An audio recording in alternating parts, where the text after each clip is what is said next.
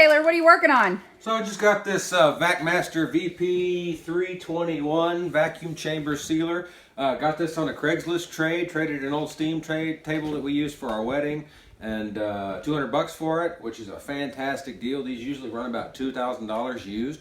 What it is a big chamber vacuum. It's different than a food saver because it's a chamber clamshell. It closes down on it. If you look down in here at the bags, you can see that the bags are all set up in here on these sealing bars, and it's going to vacuum out all the air that's inside this chamber, and so that you can vacuum liquids. So if you've ever used a food saver before and you use something wet, you notice that the liquid sucks into the machine. It never seals. You never get to do anything. Because this isn't sucking liquid through the bag, it's evacuating the air around the bag and in the bag. It doesn't pull the liquid out. And then once it finishes its vacuum cycle, the bars clamp down on it and it seals it. And then the pressure will release and it'll come back to regular atmospheric pressure, and then the bags clamp down on it. So you can essentially seal anything in these bags as long as it can fit in the machine. So we've just been playing with it for the last day or two since I've got it, and ordered some more bags through Amazon Prime, and they came in today. So we're just sealing up some pork chops, trying to see how our food preservation is going to improve with the use of this, and also with meal preps and things we use throughout the week. All right, so what I'm going to do is Taylor's going to show us how to do it. I'm going to come down, show us the description. So here's the display here. This is the vacuum gauge. It's just got simple controls where you can put the settings for the amount of vacuum seal time. So it can go between this and it can go between like 6 seconds and 2 minutes, I believe. And that's just for how long it vacuums the air out. This is a commercial model, so it's got like a 2 horsepower vacuum pump on it. So it'll really suck things down tight.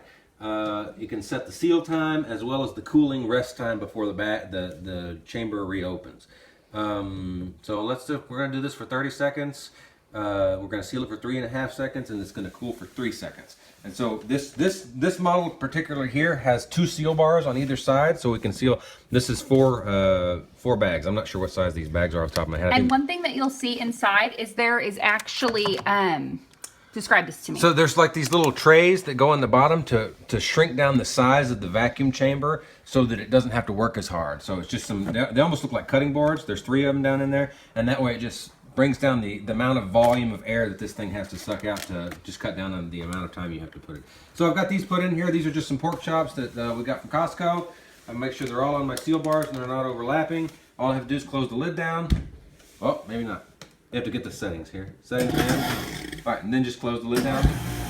So it's going to suck it all down. It's vacuuming. You can see the bags kind of swell up because it's bringing the air out. It's going to seal for 30 seconds, or vacuum for 30 seconds.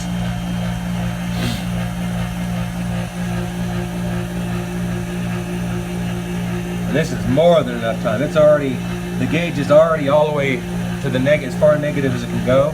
So I could probably lower this down to probably 20 seconds rather than 30. All right, so it's about to seal. So the bars have clamped down, and now it's going to release to regular atmosphere. And so it automatically lifts back up. And now these are very nicely sealed pork chops that we can go right into the freezer. They'll never freezer burn on us, and they're well sealed, so should greatly improve our preservation time on our food. And the other thing about this being such a commercial unit was we can do a lot of things really fast, and we can do a large number because it's an oil-filled vacuum pump, and so it's a lot more heavy duty than the smaller units, and it can run a lot more cycles throughout a day without getting hot or overheated.